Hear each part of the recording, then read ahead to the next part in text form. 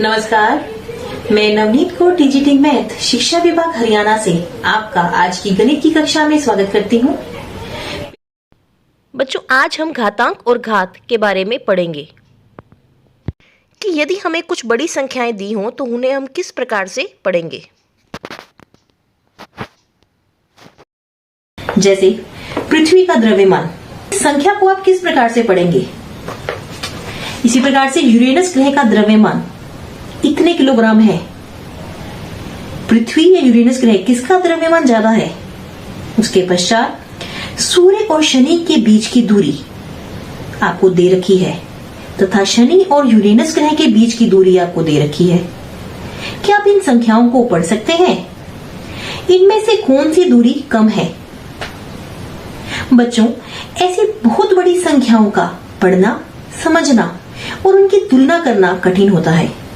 इन संख्याओं को सरलता से पढ़ने और समझने और उनकी तुलना करने के लिए हम घातांकों यानी एक्सपोनेंट्स का प्रयोग करते हैं।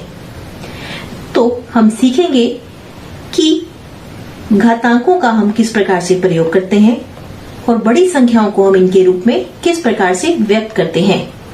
तो सबसे पहले हम लेते हैं एक संख्या 10,000।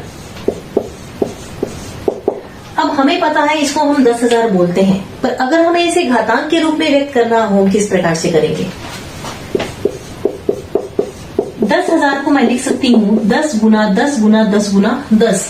तो बच्चों, इसमें 10 कितनी बार आया? 4 बार आया। 10 की घात 4। अब इसमें मैंने 10 की घात 4 बोला है।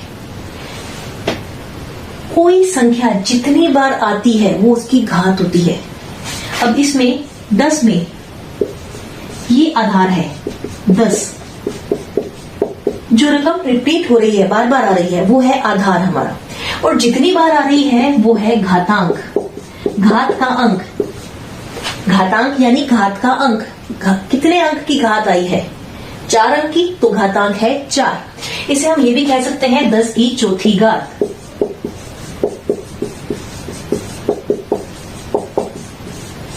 इसमें आपने ध्यान रखना है, आधार जो होता है वो संख्या होती है जो बार बार आती है, रिपीट होती है।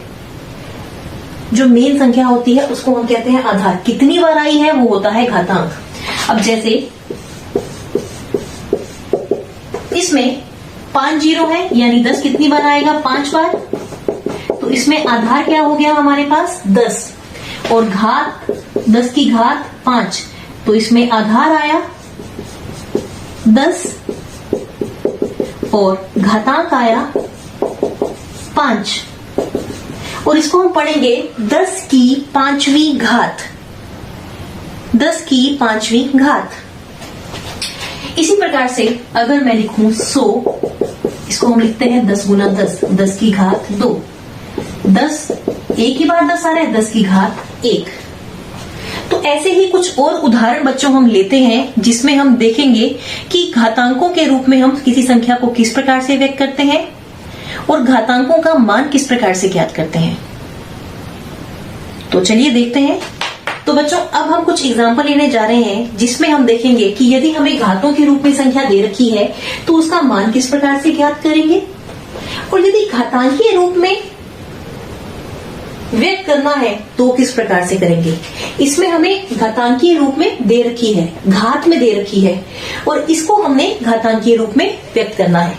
तो पहले हम देखते हैं घातांकीय रूप में दी हुई संख्या का मान किस प्रकार से ज्ञात करते हैं। 2 की घात 6। 2 कितनी बार आ जाएगा? 6 बार। 1 2 3 4 5 6। जितनी घात होगी आधार उतनी बार आएगा। इसमें ये था आधार और ये थी घात। इसको हम कहते हैं घातांक, घातांक, घातांक। तो आधार उतनी बार आएगा। 6 घात है तो 1 2 3 4 5 6।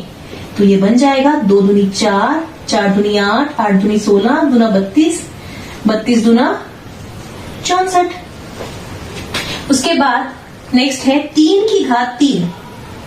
इसमें आधार है 3 और घातांक है 3, तो 3 कितनी बार आएगा? 3 बार। 3 तिये 9, 9 तिया 27। उसके पश्चात 5 की घात 2। तो 5 कितनी बार आएगा? 2 बार। 5 पंजा 25। तो याद रखना है आपने, आधार की जितनी घात होगी आधार उतनी बार आएगा। किसी संख्या की जितनी घात होगी संख्या उतनी बार गुना में आएगी। उसके बाद घातांकीय रूप में व्यक्त कीजिए।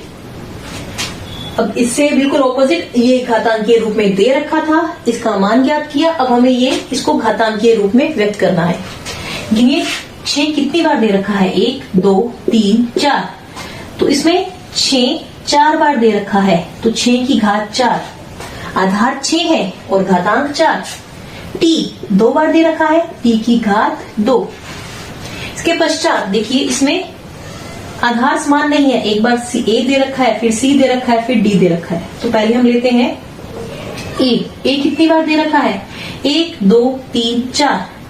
a की घात 4, फिर गुना का निशान। c कितनी बार दे रखा है? 2 बार, c की घात 2। d कितनी बार दे रखा है? 3 बार, तो d की घात 3। तो बच्चों इस प्रकार से हम संख्याओं को घातांकीय रूप में व्यक्त करते हैं। इसके बाद हम देखेंगे कि अभाज्य गुणनखंड के रूप में किसी संख्या को किस प्रकार से दर्शाया जाता है। संख्याओं को उनके अभाज्य गुणनखंड की घातों के गुणनफल के रूप में किस प्रकार से व्यक्त किया जाता है। तो इसमें हम ले रहे हैं पहला एग्जाम्पल 72 यानी 72। तो हम क्या करेंगे? 72 को के अभाज्य गुणनखंड करेंगे। तो देखिए इसके यहाँ इकाई का अंक सम संख्या है, तो 2 से भाग करेंगे। 2 एक अभाज्य संख्या है, 2 तिया 6, 2 छिके 12। 72 को 2 से भाग करने पर 36 आया। अब 36 को फिर से 2 से भाग करेंगे, भागफल आएगा 18। अब फिर से 2 से, जब तक ये 2 से भाग होता जाएगा हम 2 से भाग करेंगे। 2 ने 18, 18 को जब 2 से भाग किया भागफल आया 9। अब ये 3 के पहाड़े पे भाग होगा। 9 को 3 से भाग करते हैं तो भागफल 3, 3 को 3 से भाग करते हैं तो भागफल 1। तो ये आ गए 72 के अभाज्य गुणनखंड। अब देखिए इसमें 2 कितनी बार आ रहा है? 3 बार, तो 2 की घात 3। और 3 कितनी बार आ रहा है? 2 बार, तो 3 की घात 2। तो ये हो गया इस संख्या के अभाज्य गुणनखंड, उनको हमने घातों के रूप में व्यक्त कर दिया है। इसके बाद 1000, इसके भी अभाज्य गुणनखंड करेंगे। इसका इकाई अंक 0 है, तो ये 2 से विभाजित हो जाएगा। तो 2 से विभाजित करने पर यहाँ आएगा 2 पंजे 10, 0 0। फिर से 2 से भाग करेंगे 250। फिर से 250 को 2 से भाग करेंगे तो ये आ जाएगा 125। 5 दूनी 10, 5 पंजा 25। फिर से 25 को 5 से भाग कीजिए, 5 आया। 5 को 5 से भाग किया 1। तो 1000 के अभाज्य गुणनखंड जो आए हैं वो आए हैं 2 गुना 2 गुना 2 गुना 5 गुना 5 गुना 5। तो इसमें आप देख रहे हैं 2 कितनी बार आया है? 3 बार। और 5 कितनी बार आया है? 3 बार। तो ये हो गए इनके अभाज्य गुणनखंड की घातें। इसके बाद बच्चों अब हम करेंगे घातांकों के नियम, कि घातांकों के क्या क्या नियम होते हैं। इनमें हम शून्येतर पूर्णांक लेंगे। शून्येतर पूर्णांक का अर्थ होता है शून्य के अतिरिक्त कोई भी पूर्णांक, क्योंकि शून्य की आप जितनी मर्जी घात कर लीजिए हमेशा शून्य आएगा। तो इसमें हम शून्य को छोड़ के सभी पूर्णांकों के लिए घातांकों के नियम देखेंगे। एक ही आधार वाली घातों का गुणन, 2 की घात 2 गुणा 2 की घात 3।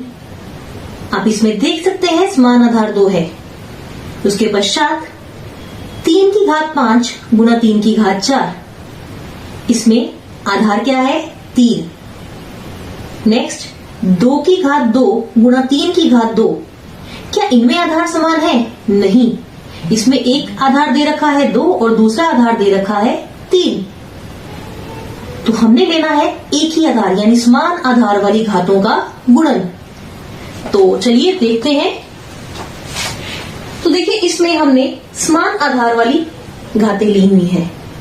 अगर हमारे पास होता इस तरह से 2 की घात 3 3 की घात 3, तो इसमें आधार समान नहीं रहता। तो इसलिए हम ये एग्जाम्पल नहीं ले रहे, हम ले रहे हैं समान घातों वाला एग्जाम्पल। समान आधार वाला एग्जाम्पल। तो इसमें आप देखिए 2 की घात 2, इसका क्या अर्थ है? 2 कितनी बार आएगा? 2 बार। फिर से गुना का निशान, 2 की घात 3 यानी 2 फिर से 3 बार आएगा। अब आप देखिए 2 कितनी बार हो गया? 1 2 3 4 5। अब इसमें आधार है 2 और 2 कुल कितनी बार आ रहा है? 5 बार आ रहा है। नेक्स्ट 3 की घात 4 यानी 3 को हम 4 बार लिखते हैं, हमने लिख लिया 4 बार। गुना 3 की घात 7, 3 को 7 बार लिख दीजिए। 1 2 3 4 5 6 7। तो ये कुल कितनी बार हो गया 3 इसमें? 1 2 3 4 5 6 7 8 9 10 11 बार। तो हम लिख देंगे 3 की घात 11। उसके बाद 5 की शक्ति 3, तो इसको लिख सकते हैं 5 3 बार। गुणा 5 की घात 2,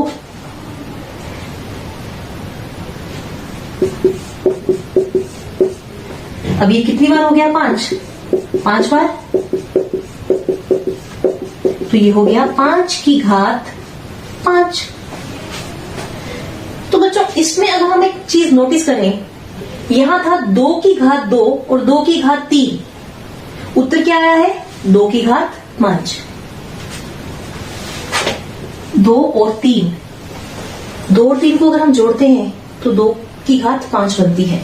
तो यहां से हमारे पास आ रहा है 2 की घात 2 गुना 2 की घात 3 बराबर 2 की घात 2 जमा 3, 2 की घात 5। उसके बाद नेक्स्ट में देखते हैं 3 की घात 4 गुना 3 की घात 7, कितना आया है? 3 की घात 11। अगर हम इसको ऐसे लिखते हैं 4 जमा 7 तो भी 11 आता है।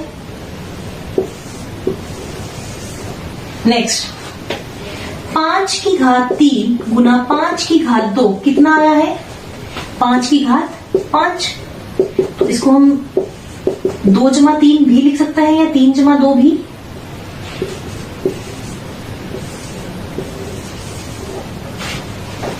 तो बच्चों इससे एक कंक्लूजन निकल रहा है क्या, कि यदि समान आधार वाली घातों को हम गुना करते हैं तो उनके घातांक आपस में जुड़ जाते हैं और आधार समान आ जाता है। तो इसमें अगर मैं 2 को 2 से गुना कर रही हूँ और इनकी घातें अलग अलग हैं तो इनकी घातें जुड़ जाएंगी, घातांक जुड़ जाएंगे। 2 जमा 3 5। तो अगर मैं a आधार वाली एक संख्या की घात ले रही हूँ m और a घात आधार वाली ही संख्या की घात n, तो ये क्या होगा? a की घात m जमा n। मतलब यदि आधार समान हो तो घातें जुड़ती हैं अगर उनके बीच में गुणा का निशान हो। तो बच्चों इससे ये कंक्लूजन निकलता है कि यदि 2 समान आधार वाली संख्याएं गुणनफल के रूप में दी गई होती हैं तो उनकी घातांकें या घात जुड़ जाती हैं। तो हम इस प्रकार से लिख सकते हैं a की घात m गुणा a की घात n बराबर a की घात m जमा n। तो हम कह सकते हैं एक शून्येतर पूर्णांक a के लिए जहां m और n पूर्ण संख्याएं हैं, a की घात m गुना a की घात n बराबर a की घात m जमा n। उसके बाद है एक ही आधार वाली घातों का विभाजन। अब इसमें भी हमें आधार समान रखना है, आधार समान रखना है। तो पहला है 2 की घात 3 भाग 2 की घात 2, इन दोनों में समान आधार 2 है। इसी प्रकार 3 की घात 5 भाग 3, इसमें भी समान आधार 3 है। तो चलिए एक बार इसको हल करते हैं। 2 की घात 3 भाग 2 की घात 2, हम क्या कर रहे हैं? समान आधार वाली घातों का विभाजन। तो इसमें हम विभाजित कर रहे हैं। तो सबसे पहले हम लेते हैं 2 की घात 3, अगर हम इसको विभाजित करते हैं तो ये आएगा 2 की घात 3 बटे 2 की घात 2। तो इसको हम लिख सकते हैं 2 की घात 3 को 2 गुना 2 गुना 2 और 2 की घात 2 को हम लिख सकते हैं 2 गुना 2। ये 2 से 2 कैंसिल हो गया, 2 से 2 कैंसिल हो गया, आपके पास बचा 2। अब इस 2 को हम लिख सकते हैं 2 की घात 1, क्योंकि ये एक बार है। इसी प्रकार से अगर मैं करती हूं घात 5 को 3 की घात 3 से विभाजित, तो क्या आएगा 3 की घात 5 भाग, तो ये बन जाएगा 3 गुना 3 गुना 3 भाग 3 कितनी बार आएगा इसमें 3 बार, क्योंकि यहां घात 3 है, यहां घात 5 थी तो 3 5 बार आया। अब हमारे पास 3 2 बार बचा है, आधार 3 घात 2। तो बच्चों क्या इनको देख के आप एक कंक्लूजन निकाल सकते हैं, एक रिजल्ट निकाल सकते हैं कि यदि हम समान आधार वाली घातों को विभाजित करते हैं तो क्या नियम होता है। देखिए इसमें हमने किया, कितना आया 2 की घात 1, इसमें हमने किया तो ये आया 3 की घात 2, तो यानी ये आ रहा है 2 की घात 3 माइनस 2, और ये आ रहा है 3 की घात 5 माइनस 3। 3 में से 2 गया 1, घात 1 आई, 5 में से 3 गया 2, घात 2 आई। तो यानी यदि हमें समान आधार वाले घातें विभाजित करनी हो तो हम उनकी घातों को क्या करते हैं, घटाते हैं। बच्चों इसमें एक कंडीशन ध्यान रखनी है, इसमें अगर मैं a की घात m ले रही हूं भाग a की घात n, तो a की घात m माइनस n कब आएगा, यदि m बड़ा हो n से, m बड़ा हो n से। तो बच्चों एक शून्येतर पूर्णांक, इसमें भी हमें ध्यान रखना है, शून्येतर पूर्णांक मतलब शून्य को छोड़कर कोई भी पूर्णांक a के लिए जहां m और n पूर्ण संख्याएं हैं या m बड़ा है n से, उसके लिए a की घात m भाग a की घात n बराबर a की घात m माइनस n। बच्चों इसके पश्चात हम लेंगे एक ही घात की घात लेना, तो इसमें आप देख रहे हैं 2 की घात 3 पूरे की घात 2, और इसी प्रकार से 5 की घात 2 पूरे की घात 3। तो चलिए इस क्वेश्चन को देखते हैं। 2 की घात 3 की घात 2, तो सबसे पहले तो हम ये घात 2 लेते हैं, ब्रैकेट के अंदर जितनी भी रकम है उसकी घात 2 है, यानी 2 की घात 3 2 बार आएगा, क्यों, इस पूरी ब्रैकेट के अंदर जो रकम है उसकी घात 2 है, तो यहाँ 2 की घात 3 गुणा 2 की घात 3। अब इसको भी हल कर लेते हैं।